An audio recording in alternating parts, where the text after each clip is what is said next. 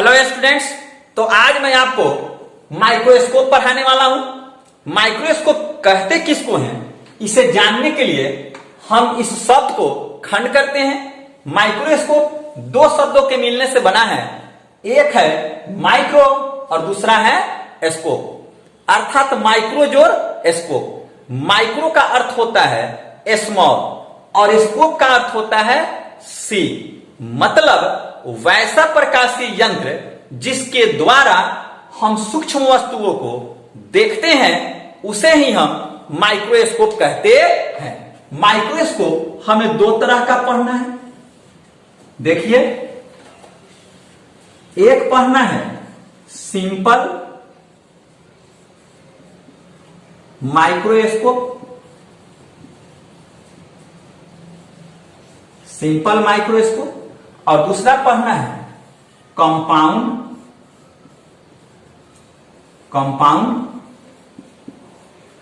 Microscope. इन दोनों microscope को समझने के लिए हमें उन सभी बातों को याद रखना है जो पहले मैं आपको बताया हूं। जैसे उत्तल लेंस में वस्तु को कहां रखेंगे और उसका प्रतिबिंब कहां बनेगा तथा प्रतिबिंब की प्रकृति कैसी होगी, यह जानना होगा। इसके साथ साथ हमें एक और चीज जानना है जिसे हम कहते हैं visual angle.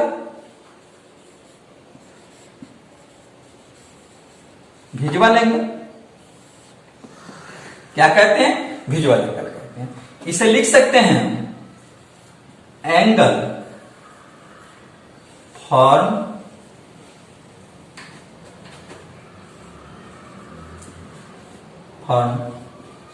Bye object at I. इसका मतलब हुआ कि किसी वस्तु के द्वारा हमारे आंख पर जो कोण बनाया जाता है उसे ही हम विजुअल एंगल कहते हैं, दर्शन कोण कहते हैं। दर्शन कोण के कारण ही वस्तु का आकार बड़ा और छोटा होता है। तो आइए मैं इसे और स्पष्ट रूप से बताता हूं। यह मार्कर है, इस मार्कर पर छोटे छोटे वर्ड लिखे हुए हैं। हम क्या करते हैं, इसको यहां ले जाते हैं, यहां ले जाते हैं और यहां से अपने आंख की तरफ धीरे धीरे धीरे धीरे ऐसे ला रहे, ऐसे ला रहे, ऐसे ला रहे। देख रहे हैं कि जो इस पर लिखा हुआ वर्ड है वो हमको बड़ा दिखाई देने लगा, बड़ा दिखाई देने लगा, और पास लाएंगे बड़ा दिखाई देने लगा, बड़ा दिखाई देने लगा। यहां हमको स्पष्ट दिखाई दे रहा, और पास लाते हैं, और पास लाते हैं, अधिक पास लाते हैं तो हम देखते हैं कि यह धुंधला दिखाई देने लगा। देखो बच्चे, आप करके देख सकते हैं। अपने हाथ को ऐसे आप रखिए, ऐसे रखिए, और देखिए हाथ की जो लकीरें हैं वह दिखाई दे रही हैं, परंतु उतना स्पष्ट नहीं दिखाई दे रही। जैसे जैसे हम इसको आगे बढ़ाते हैं, ऐसे आगे बढ़ाते हैं, तो मैं देख रहा हूं कि यह लकीरें जो हैं वह बड़ा होते जा रहा है, मतलब स्पष्ट दिखाई देने लगता है। ऐसे लाते हैं, यहां जब लाते हैं तो यह लकीर हमको काफी स्पष्ट दिखाई देने लगता है, अर्थात यह बड़ा दिखाई। फिर हम आगे लाते हैं, आगे लाते हैं तो यह दिखाई हमको कम देने लगता है। इससे यह स्पष्ट होता है कि हम जब नेकेड आई से किसी वस्तु को देखते हैं तो एक बिंदु हमें प्राप्त होता है जहां पर हमें वस्तु स्पष्ट दिखाई देता है, अर्थात उस बिंदु पर विजुअल एंगल बड़ा बनता है। क्या बनता है? बड़ा बनता है। तो वह जो पॉइंट होता है उस पॉइंट को हम क्या कहते हैं? जो निकट का पॉइंट होता है जहां तक हम स्पष्ट देख लेते हैं, बड़ा दिखाई देता है, उसे हम ऐसे लिखते हैं। देखिए, उसे हम लिखते हैं LDDV। यह LDD भी हम सिंपल माइक्रोस्कोप पढ़ाएं या कंपाउंड माइक्रोस्कोप पढ़ाएं, दोनों में याद रखना होगा। इसे हम क्या कहते हैं? इसे हम लिखते हैं least distance of distinct vision. Least distance of distinct vision, स्पष्ट दृष्टि की न्यूनतम दूरी इसे कहते हैं। और यह स्पष्ट दृष्टि की न्यूनतम दूरी को हम डी के द्वारा सूचित करते हैं। यह डी होता है एक स्वस्थ आंख के लिए 25 सेंटीमीटर। यह उम्र बढ़ने के साथ साथ बढ़ भी जाता है। उम्र बढ़ने के साथ साथ क्या होता है, बढ़ जाता है। तो जो 60-70 वर्ष के होते हैं उनका यह ज्यादा होता है, अधिक होता है। अब देखिए, तो मैं यह कहना चाह रहा था या समझाना चाह रहा था कि जब हम किसी ऑब्जेक्ट को अपने आंख के पास ऐसे धीरे धीरे लाएंगे तो एक पॉइंट मिलेगा जहां पर यह ऑब्जेक्ट सबसे बड़ा दिखाई देगा। उस पॉइंट को हम कहते हैं, वह आंख से उस दूरी को हम कहते हैं स्पष्ट दृष्टि की न्यूनतम दूरी, जो 25 सेंटीमीटर होता है। मतलब हमारे आंख से जो 25 सेंटीमीटर की दूरी होती है वहां वस्तु स्पष्ट दिखाई देने लगता है। तो जहां दिखाई देता है वहां पर विजुअल एंगल सबसे अधिक होता है। विजुअल एंगल को दिखाने के लिए देखिए, मैं एक फिगर बनाता हूं जिससे आप जल्दी समझ जाएंगे। यह देखिए, यह नेत्र गोलक है। क्या है? नेत्र गोलक है। खूब आप ध्यान से देखेंगे बुक, बहुत अच्छा से हम इसको समझा देंगे आपको, लेकिन मन लगाएंगे आप तब आप समझिएगा। यह ऐसे हो, ऐसा। अब देखिए, यह नेत्र गोलक है, तो एक वस्तु को इसके सामने हम यहां रख देते हैं, यहां रख देते हैं। एक वस्तु यहां रखा हुआ है। क्या है? एक वस्तु यहां रखा हुआ है। यहां से हम एक ऐसे ऐसे देखिएगा, ऐसे एक रे को यहां डालें तो यह इस आंख पर यह एक एंगल बना रहा है। क्या बना रहा है? एंगल बना रहा है। जो यह एंगल बन रहा है, इस एंगल को हम क्या कहेंगे? विजुअल एंगल कहेंगे। विजुअल एंगल कहेंगे तो यह जितना बड़ा एंगल होगा उतना ही बड़ा यह वस्तु दिखाई हमें देगा। तो देखिए, अगर इसे हम थीटा ले लेते हैं तो यह भी क्या होगा? थीटा ही होगा। तो यह आप जानते हैं कि हमारे आंख के रेटिना पर प्रतिबिंब बनता है।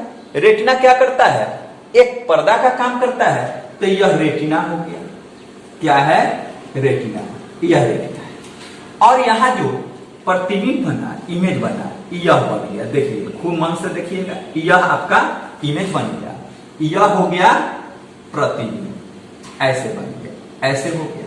इसको हम इमेज कहेंगे। क्या होगा? इमेज हो गया। यह इमेज बन गया। अब क्या होता है, मैं आपको बार बार बोल रहा हूं कि जितना बड़ा विजुअल एंगल उसी के अनुसार क्या होगा? इमेज बनेगा। अब इस वस्तु को हम थोड़ा आंख के निकट लाते हैं, यहां रख देते हैं, यहां ले आकर के रख देते हैं, ऐसे ऐसे हमने यहां रख दिया। तो यहां रख दिया तो फिर देखिएगा आप क्या होता है, ऐसे हमने रख दिया,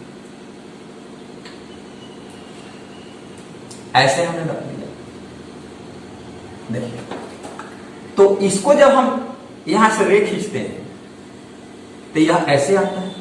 अब देखिए आप ध्यान से कि यह जो एंगल पहले से बना है, अब जो एंगल बना हुआ क्या हो गया? उससे बड़ा हो गया। क्या हो गया? उससे पहले वाले से यह बड़ा हो गया। यह जो एंगल बना पहले वाले से क्या हो गया? बड़ा हो गया। इट मीन्स कि जब हम ऑब्जेक्ट को आंख के निकट लाते हैं तो विजुअल एंगल क्या होता है? बड़ा होता है। क्या होता है? बड़ा होता है। तो विजुअल एंगल बड़ा होगा तो इमेज भी क्या होगा? बड़ा बनेगा और उसकी आकृति हमें बड़ा दिखाई देगी। देखिए, अब यह इमेज यहां तक बन गया। इस सभी बातों से मैं आपको यह समझाना चाह रहा हूं कि जितना बड़ा यह एंगल होगा, यह दर्शन कोण होगा, उतना ही बड़ा क्या होगा? हमें वस्तु दिखाई देगा। क्या करेगा? वस्तु दिखाई देगा। तो हम कह सकते हैं इसका जो हाइट होता है वह विजुअल एंगल के डायरेक्टली प्रोपोर्शनल होता है। तो मैं इसे लिख सकता हूं, हाइट ऑफ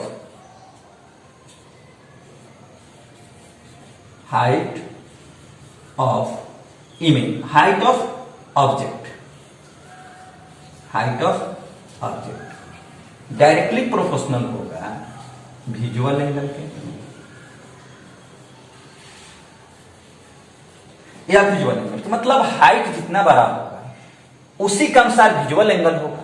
विजुअल एंगल जितना बड़ा होगा उतना बड़ा वस्तु का क्या होगा? हाइट होगा। इसे हमें याद रखना है। क्या करना है? याद रखना है। यह भी याद रखना है कि वस्तु को जब हम एलडीडी भी पर रखते हैं तो वस्तु हमको सबसे बड़ा दिखाई देता है। तो इन सभी बातों को हम क्या करेंगे, सिंपल माइक्रोस्कोप में लाएंगे, तब हमें इसको समझने में आसानी होगी। मैं आपको अब सिंपल माइक्रोस्कोप पढ़ाता हूं।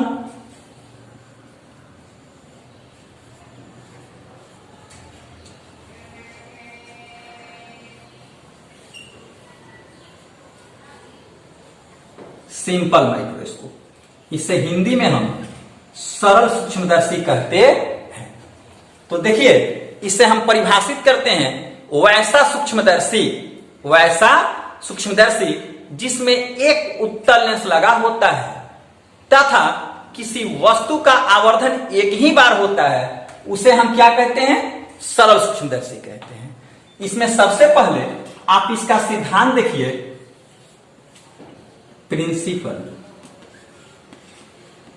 सिद्धांत इसका कहता है कि जब किसी वस्तु को, क्या कहता है, जब किसी वस्तु को उत्तल लेंस के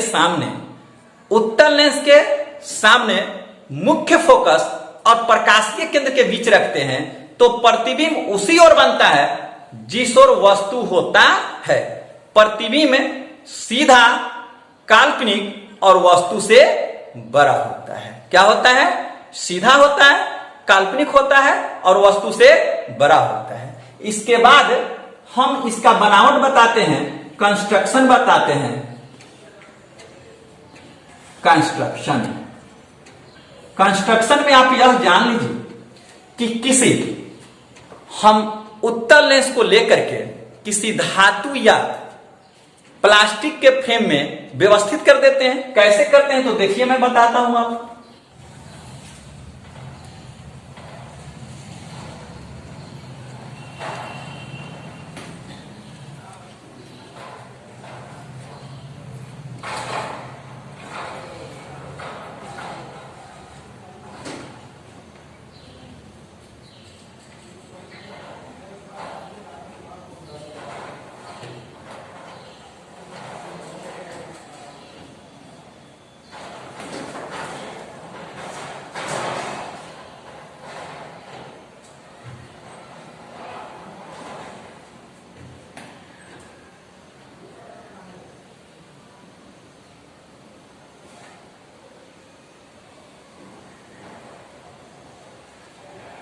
बच्चे, जब भी आप बनाएंगे तो इसको प्रकाश की सहायता से आप बनाएंगे।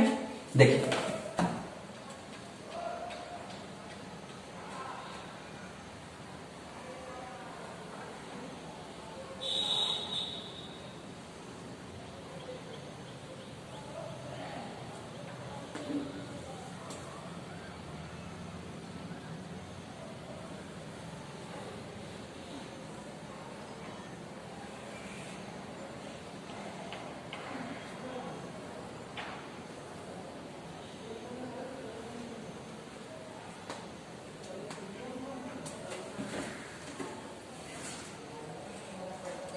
ऐसे बनाएंगे। आप एकदम स्पष्ट रूप से देखिए और कोशिश करेंगे कि आपसे भी इसी तरह का फिगर बने।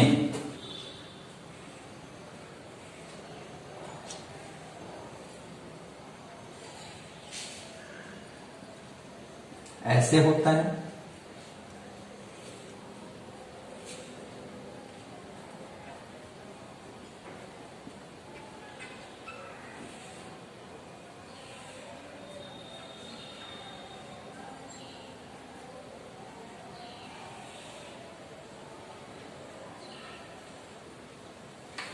यह सिंपल माइक्रोस्कोप का फिगर हो गया। आप यह जान ले कि इसे आप अपने इंस्ट्रूमेंट बॉक्स में देखते हैं। किसी वस्तु को देखने के लिए इसे यह हैंडल लगा होता है, इस हैंडल को पकड़कर हम ऐसे देखते हैं, ऐसे देखते हैं। आप देखेंगे, इसको जब आगे पीछे कीजिएगा तो एक पॉइंट आएगा जहां पर यह वस्तु हमें बड़ा दिखाई देने लगेगा। तो देखिए, कंस्ट्रक्शन हो गया। कंस्ट्रक्शन के बाद एक चीज इसका हम निकालते हैं जिसे हम आवर्धन क्षमता कहते हैं, मैग्निफिकेशन पावर कहते हैं। एंगुलर मैग्निफिकेशन कहते हैं। तो देखिए यह होता है मैग्नीफाइंग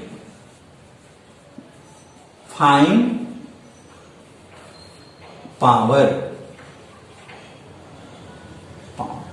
और इसे हम कह सकते हैं एंगुलर मैग्निफिकेशन। एंगुलर मैग्निफिकेशन भी कहते हैं। इसे हम डिनोट करते हैं एमपी के द्वारा। कहीं कहीं किताब में अधिकांशतः एम के द्वारा भी सूचित किया गया होगा। एमपी के द्वारा भी सूचित कर सकते हैं, एम के द्वारा भी सूचित कर सकते हैं। तो आखिर यह एंगुलर मैग्निफिकेशन होता क्या है? यह इसे परिभाषित करने के लिए मैं कर सकता हूं कि किसी प्रतिबिंब के द्वारा बनाया गया कोण और वस्तु के द्वारा बनाया गया कोण के अनुपात को हम क्या कहते हैं? मैग्निफिकेशन पावर कहते हैं, आवर्धन क्षमता कहते हैं। देखिए हम इसे लिख सकते हैं, लिखेंगे visual angle form bye final image upon, इसको लिख सकते हैं इस तरह से, बट्टा visual angle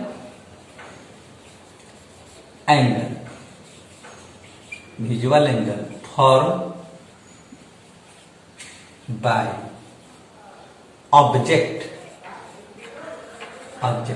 kept at D. मतलब जो दर्शन कोण बनता है, नेत्र पर बनाया गया प्रतिबिंब के द्वारा दर्शन कोण और वस्तु के द्वारा बनाया गया दर्शन कोण के अनुपात को हम क्या कहेंगे? आवर्धन क्षमता कहेंगे। इसे हम अल्फा बीटा के द्वारा सूचित करते हैं और इसे हम अल्फा के द्वारा सूचित करते हैं। अर्थात यह एमपी इक्वल टू होता है बीटा बट्टा अल्फा। क्या होगा? बीटा बट्टा अल्फा। इसे हम, यह जो बीटा और अल्फा होता है यह काफी छोटा होता है। इस स्थिति में इसे हम tan बीटा और tan अल्फा भी लिख सकते हैं। इसे इक्वेशन हम 1 मान लेते हैं। क्या मान लेते हैं? 1 मान लेते हैं। तो देखिए इसके आगे मैं किरण आरेख खींच करके इसे मैं डिराइव करने का कोशिश कर रहा हूं। आइए इसको उतार लीजिए, आप प्रेम से उतारिए। ठीक है, मिटाई से। ठीक है,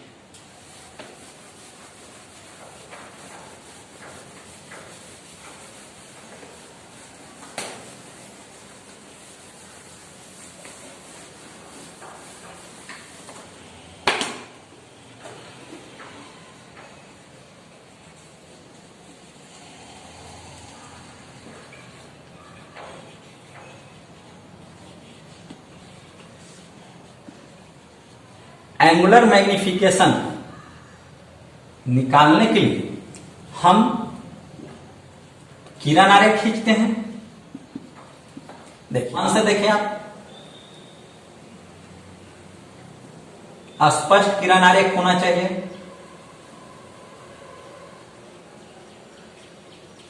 यह एक उत्तल लेंस है जिसका यह आप जानते हैं द्वारक होता है। एक मुख्य अक्ष हम खींच देते हैं, यह मुख्य अक्ष हो गया। यह पॉइंट जो होता है आप जानते हैं, इसे हम प्रकाशीय केंद्र कहते हैं। क्या कहते हैं? प्रकाशीय केंद्र। ओ के द्वारा डिनोट करते हैं। इससे जितना दूरी पर F होगा उतना ही दूरी पर इधर भी F होगा। हम किसी वस्तु को लेकर के इस दोनों के बीच रखते हैं। किसके बीच? प्रकाशीय केंद्र और मुख्य फोकस के बीच। प्रतिबिंब के निर्धारण के लिए मुख्य अक्ष के समानांतर एक रेखा खींचते हैं। ऐसे मैंने रेखा खींच दिया, एकदम समानांतर होना चाहिए। ऐसे इसे निर्धारण के लिए एक रे इसके मुख्य अक्ष से होकर के गुजरता है, मुख्य फोकस से होकर गुजरता है। ऐसे मुख्य फोकस से, और एक प्रकाशीय केंद्र से होकर ऐसे। यह दोनों रे को हम पीछे की तरफ बढ़ाते हैं तो जहां आकर के मिलेगा वहीं पर वस्तु का क्या बना देगा, प्रतिबिंब बना देगा ऐसे।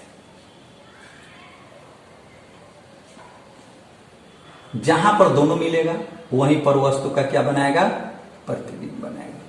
यहां दोनों मिला, यहां वस्तु का इसने क्या किया, प्रतिबिंब बना दिया। यह प्रतिबिंब काल्पनिक होगा, सीधा होगा और वस्तु से क्या होगा, बड़ा होगा। यहां इस लेंस के समीप आपका आंख होगा ऐसे,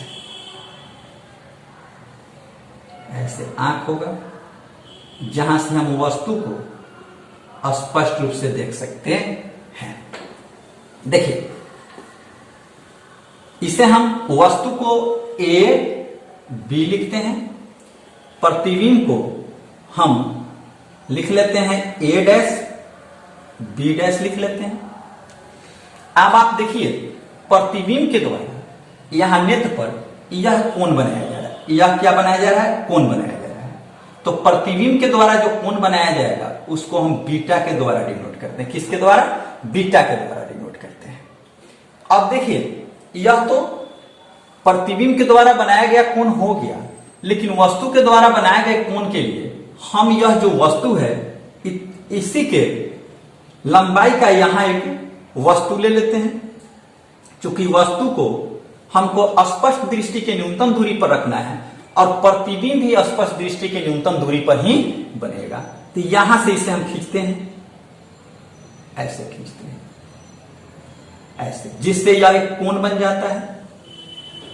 देखिए, यह जो कोण बनता है, यह कोण यह वस्तु के द्वारा बनाया गया कोण है, तो इसे हम अल्फा के द्वारा डिनोट करते हैं। किसके द्वारा, अल्फा के द्वारा।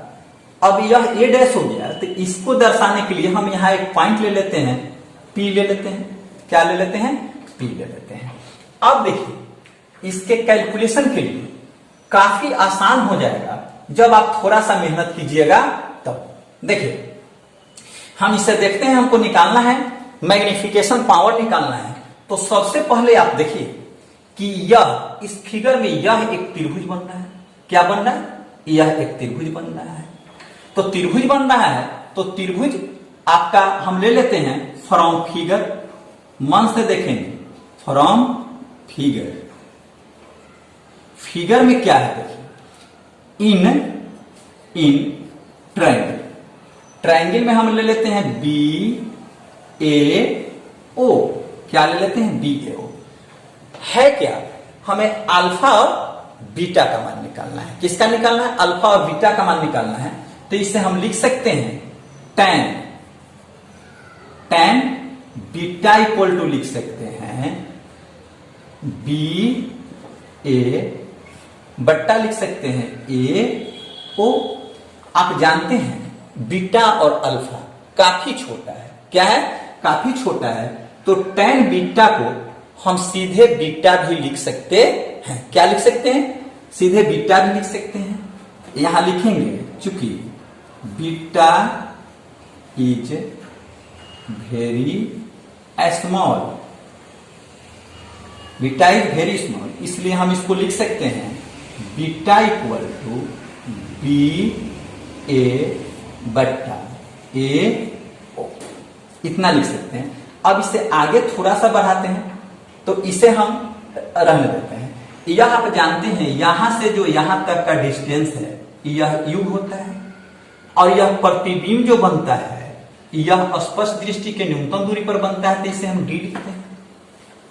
इसे अब यह जो बीटा आ गया, इसे इक्वेशन हम 2 मान लेते हैं। क्या मान लेते हैं, इक्वेशन 2 मान लेते हैं।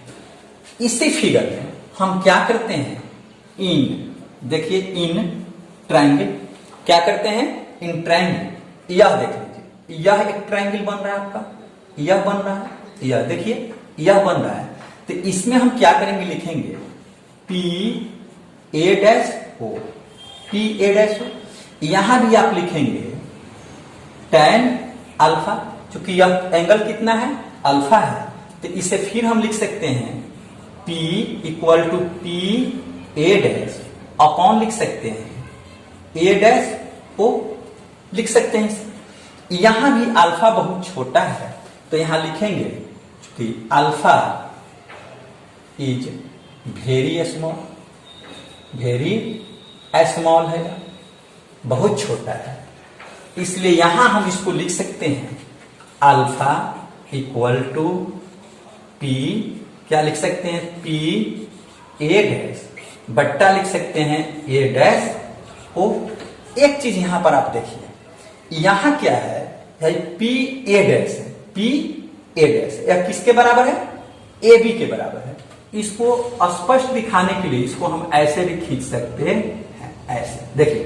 तो यह क्या है, P A डैश किसके बराबर है, ए बी के बराबर है, तो इसको हम लिख सकते हैं अल्फा इक्वल टू, यह लिख सकते हैं P A डैश, P नहीं, यह लिख सकते हैं ए बी अपॉन लिख सकते हैं A डैश O।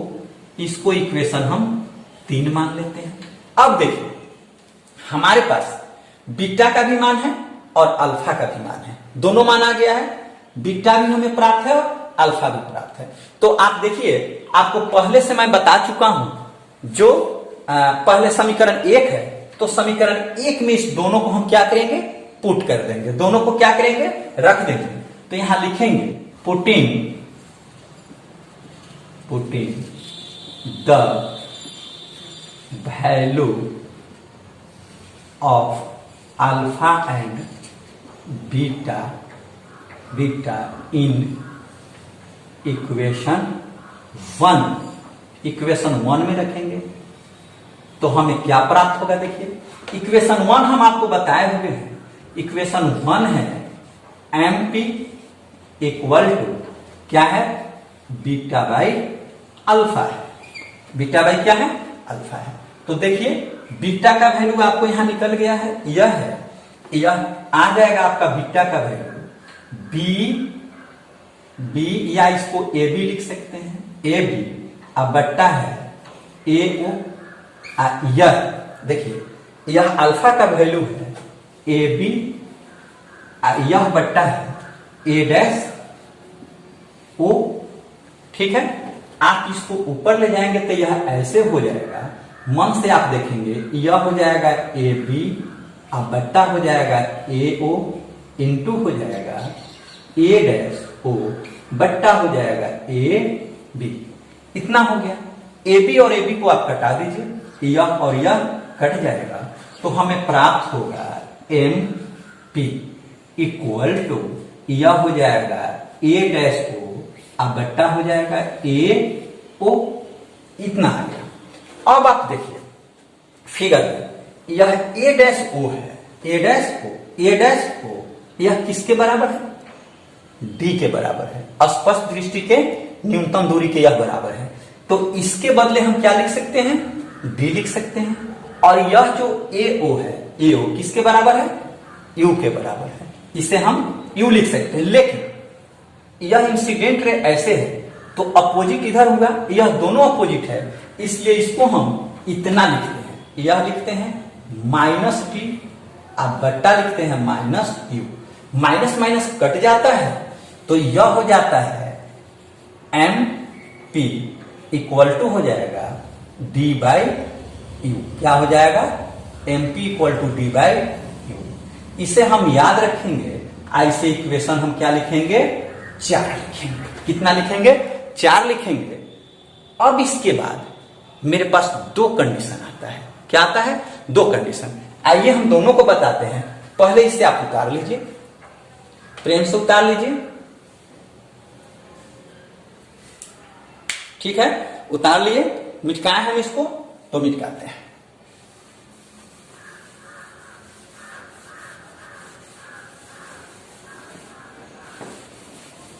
देखिए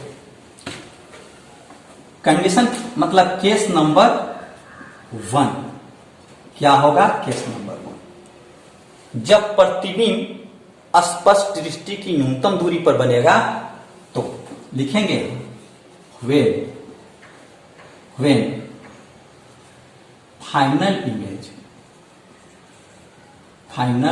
इमेज फॉर्म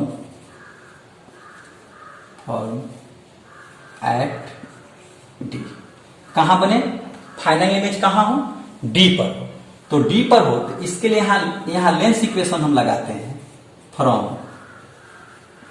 लेंस इक्वेशन, सभी बच्चे जानते हैं लेंस इक्वेशन होता है 1/f इक्वल टू 1/v और माइनस 1/u होता है, यह होता है। अब आप देखिए यह 1/f रहेगा, 1/f रहेगा, परंतु यह जो v है, यह v क्या है? प्रतिबिंब दूरी है। प्रतिबिंब दूरी यहां क्या है? d है। तो v के बदले हम क्या लिख सकते हैं? d लिख सकते हैं। लेकिन यह इधर है इसलिए यहां माइनस लिखेंगे, तो यह हो जाएगा -d। और यह u है तो u को हम लिखेंगे 1/-u, ऐसे लिखेंगे। इसको हम आगे बढ़ाएंगे तो यह हो जाएगा 1/d, माइनस यहां लिख लेंगे -1/d, यह हो जाएगा +1/u। आप देखिए फॉर्मूला से। अब इसे हम इधर ला देते हैं तो इससे बउआ हम लिख सकते हैं 1/f। क्या लिख सकते हैं? 1/f, 1/f plus 1/d equal to 1/u। अब हमें 1/u का वैल्यू निकल गया है। क्या निकल गया है? 1/u का वैल्यू निकल गया है। तो अब 1/u को हम यहां पुट कर देंगे तो हमको मैग्निफिकेशन पावर आ जाएगा। तो यहां लिखेंगे फ्रॉम, देखिए फ्रॉम इक्वेशन, कौन इक्वेशन है? 4। तो यह 4 इक्वेशन से आप देखेंगे तो यहां क्या हो जाएगा? इस वैल्यू को रखेंगे तो mp इक्वल टू है d/u। इससे बुआ हम इतना भी लिख सकते हैं d इंटू 1/, क्या लिख सकते हैं? d इंटू 1/u लिख सकते हैं। तो 1/u का वैल्यू हमको इतना आ गया है, इसे हम इतना लिखेंगे d, यह लिखेंगे 1/f, आप प्लस होगा 1/d। इससे हम इसमें मल्टीप्लाई कर देंगे। क्या कर देंगे? मल्टीप्लाई कर देंगे। जैसे ही आप मल्टीप्लाई करेंगे तो हमको mp आ जाएगा। क्या करेंगे देख लीजिए, मल्टीप्लाई करेंगे तो वो यह आ जाएगा mp इक्वल टू, क्या होगा? mp। तो mp इक्वल टू इससे मल्टीप्लाई करेंगे तो 1d/f आ जाएगा, यह 1 आ जाएगा। मतलब यह mp बराबर आ जाएगा 1 प्लस d/f। क्या आ जाएगा? 1 प्लस d/f। यह मैग्निफिकेशन पावर होगा कब? जब प्रतिबिंब स्पष्ट दृष्टि की न्यूनतम दूरी पर बनेगा तब। यह पहला केस हो गया। अब हमें दूसरा केस देखना है। देखिए दूसरा केस क्या होता है, इसे भी आप उतार लीजिए इसे। यहां इसको हम मिटाते हैं।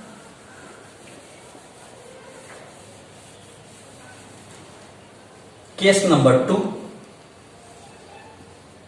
केस नंबर 2 यह क्या होता है, इसे भी देखिए। when final image form at infinity, कहां बन रहा हो?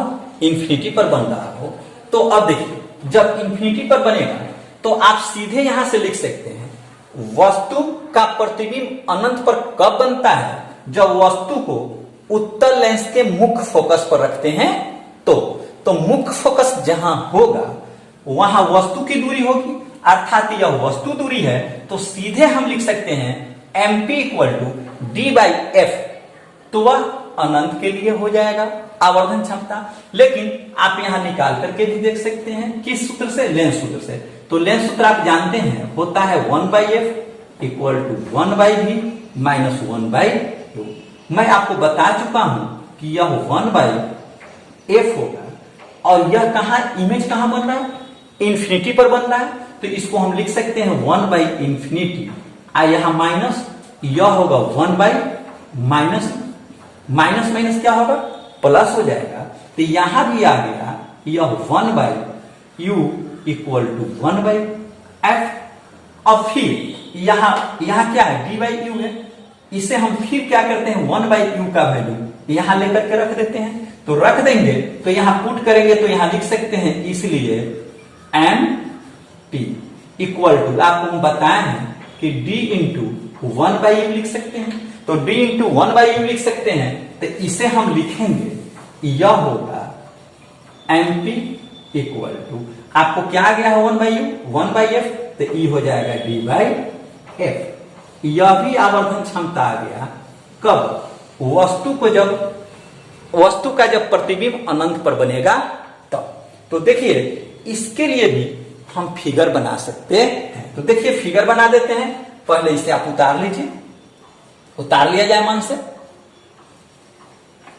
मिटकाएं इसको, ठीक है, तो मिटका देते हैं।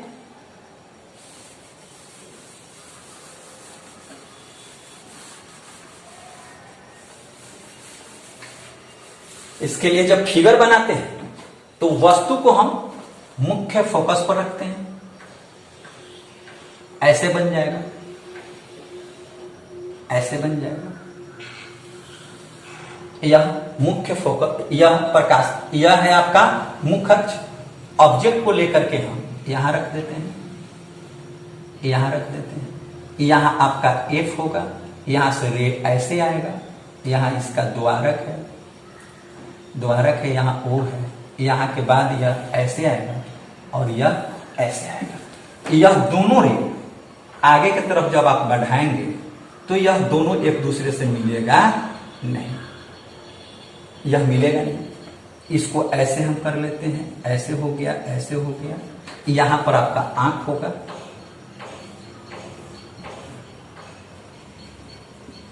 यहां पर आंख होगा। तो यह अनंत पर क्या होगा, प्रतिबिंब बनेगा। तो अनंत के लिए यह कंडीशन होगा। अब देखिए, अब इसका छोटा सा चीज बाकी रह गया है जिसे हम यूज कहते हैं, यूज। इसका यूज होता है छोटे छोटे वस्तुओं को देखने के लिए। जैसे हम छोटे छोटे जो अक्षर लिखा होता है उसको पढ़ने के लिए इसका सिंपल माइक्रोस्कोप का हम यूज करते हैं, इसलिए इसे हम पठन लेंस भी कहते हैं। क्या कहते हैं, पठन लेंस कहते हैं। तथा घड़ी जो बनाने वाला घड़ी साज होता है उसके छोटे छोटे पार्ट पुर्जों को देखने के लिए इसका इस्तेमाल करता है। छोटे छोटे कल पुर्जों को देखने के लिए सिंपल माइक्रोस्कोप का उपयोग किया जाता है। तो यहां पर सिंपल माइक्रोस्कोप समाप्त हुआ। मैं फिर आपको अगले वीडियो में